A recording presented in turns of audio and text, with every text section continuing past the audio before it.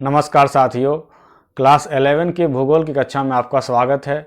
यह video NCERT based है और झारखंड बोर्ड के साथ साथ उन सभी बोर्ड के विद्यार्थियों के लिए इम्पॉर्टेंट है जो एनसीईआरटी बुक को फॉलो करते हैं। तो मैं आपके सामने 14 चैप्टर महासागरीय जल संचलन के एमसीक्यू को लेकर के आया हूँ।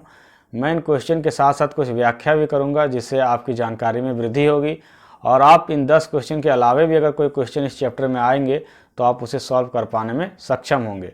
तो चलिए हम लोग शुरू करते हैं एमसीक्यू की प्रैक्टिस। तो पहला क्वेश्चन है कि निम्नलिखित में कौन सा कारक महासागरीय धाराओं को प्रभावित करता है। महासागरीय जल में जो हलचल होती है उसे महासागरीय धाराएं कहते हैं। तो कौन सा कारक, कौन से कारण इसे प्रभावित करते हैं? गुरुत्वाकर्षण व कॉरियोलिस बल, सौर ऊर्जा, वायु या इनमें से सभी? तो साथियों, गुरुत्वाकर्षण या कॉरियोलिस बल के कारण भी इसमें गति होता है। सौर ऊर्जा के कारण आप जानते हैं पानी गर्म हो जाता है, ज्वार भाटा आता है। वायु के कारण भी इसमें गति होती है। तो हमारे सभी कारण सही हैं, इसलिए हम लोग ऑप्शन डी के साथ जाएंगे। तो हमारा ऑप्शन डी सही है। अब चलिए क्वेश्चन नंबर 2 की तरफ हम लोग बढ़ते हैं। पृथ्वी तथा चंद्रमा के बीच न्यूनतम दूरी क्या कहलाती है? आप लोग जानते हैं कि चंद्रमा पृथ्वी का हमेशा चक्कर काटते रहता है। तो चंद्रमा जब पृथ्वी के सबसे नज़दीक होती है तो क्या कहलाती है? अपसौर, उपसौर, उपभू या अपभू? तो साथियों आप याद रखें कि चंद्रमा जब पृथ्वी के सबसे नज़दीक होती है तो उपभू कहलाती है, जब सबसे दूर होती है तो अपभू कहलाती है। उसी प्रकार सूर्य और पृथ्वी जब सब न्यूनतम दूरी में होते हैं तो उपसौर कहलाता है और जब अधिकतम दूरी पे सूर्य होता है तो अपसौर कहलाता है। यहाँ पूछा गया है कि पृथ्वी और चंद्रमा के बीच न्यूनतम दूरी, तो हम लोग आंसर सी के साथ जाएंगे। तो हमारा आंसर सी सही है। अब चलिए क्वेश्चन नंबर 3 की तरफ हम लोग बढ़ते हैं। उच्च ज्वार एवं निम्न ज्वार के बीच जब जल स्तर गिरता है तो क्या कहलाता है? लहरें, तरंगें, भाटा, वलय? तो साथियों आप लोग बचपन से सुनते आ रहे होंगे ज्वार भाटा। पानी के ऊपर उठने को ज्वार कहते हैं और नीचे गिरने को भाटा कहते हैं। तो हमारा उत्तर होगा भाटा। साथियों क्वेश्चन नंबर 4 की तरफ हम लोग बढ़ते हैं। विश्व का सबसे ऊंचा ज्वार भाटा कहाँ आता है? सबसे बड़ा टाइट्स और एब कहाँ आता है? बंगाल की खाड़ी में, हडसन की खाड़ी में जो कि यूएसए में है, अरब सागर में या फंड की खाड़ी में?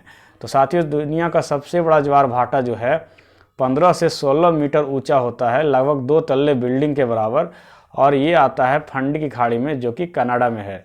अब चलिए क्वेश्चन नंबर 5 की तरफ। बृहद ज्वार आने के क्या कारण? बृहद ज्वार का मतलब बड़ा ज्वार, दीर्घ ज्वार क्यों आता है? सूर्य एवं चंद्रमा का पृथ्वी पर एक ही दिशा में गुरुत्वाकर्षण बल लगना, सूर्य और चंद्रमा द्वारा एक दूसरे के विपरीत दिशा में बल लगना, तट रेखा का दंतुरित होना या इनमें से कोई नहीं? तो साथियों थोड़ा सा सेंस लगा के आप सोच सकते हैं कि सूर्य और पृथ्वी जब दोनों का गुरुत्वाकर्षण बल एक दिशा में लगेगा तो समुद्र का जल जो है वो ज़्यादा बल से खींचा जाएगा, तो यहाँ पे बृहद ज्वार आएगा। तो इसलिए हमारा ऑप्शन ए सही होगा।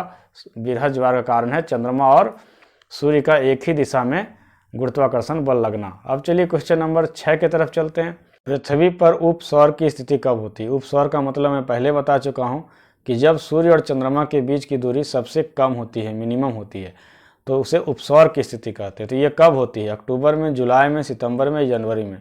तो साथियों ये लगभग 3 जनवरी के आसपास यह स्थिति बनती है।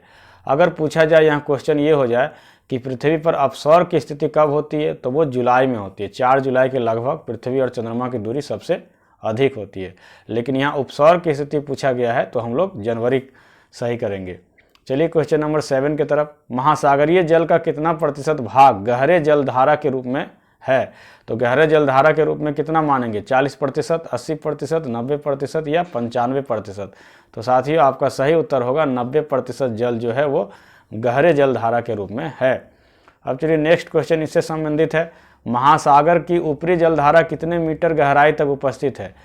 हमने देखा कि गहरा जलधारा जो है 90% है, तो ऊपरी जलधारा कितना मीटर तक हम लोग मानेंगे? 400 मीटर, 500 मीटर, 600 मीटर या 700 मीटर? तो साथियों 400 मीटर जो है वो ऊपरी जलधारा के रूप में माना जाता है। अब हम लोग सेकेंड लास्ट क्वेश्चन की तरफ बढ़ते हैं। बहुत इंटरेस्टिंग प्रश्न है कि मछलियों के लिए उपयुक्त स्थान कौन है? समुद्र का कौन सा भाग मछलियों के लिए सबसे अच्छा माना जाता है? ठंडी जलधारा वाला स्थान, गर्म जलधारा वाला स्थान, जहाँ गर्म और ठंडी जलधारा मिलती है वहाँ, या इनमें से कोई नहीं? तो साथियों मछलियों को जहाँ पे गर्म जलधारा और ठंडी जलधारा मिलती है वह स्थान सबसे अधिक पसंद है, इसलिए हमारा ऑप्शन सी सही होगा। अब चलिए लास्ट क्वेश्चन हम लोग देखते हैं।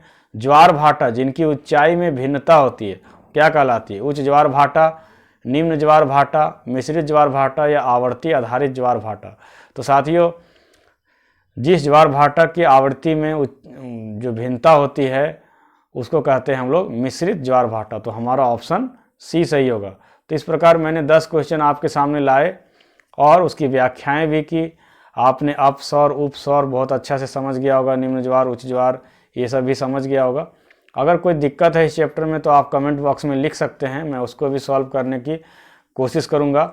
तो साथियों, यह वीडियो आपको कैसा लगा? अगर अच्छा लगा हो तो लाइक ज़रूर करें और जो भी वीडियो देखें कमेंट अवश्य करें ताकि हमें पता चले कौन हमारे वीडियो को देख रहा है। आपका पार्टिसिपेशन ही, आपकी भागीदारी ही इस वीडियो में हमारा मोटिवेशन होगा। तो मिलते हैं इसी प्रकार के अगले वीडियो में, तब तक के लिए जय हिंद जय भारत।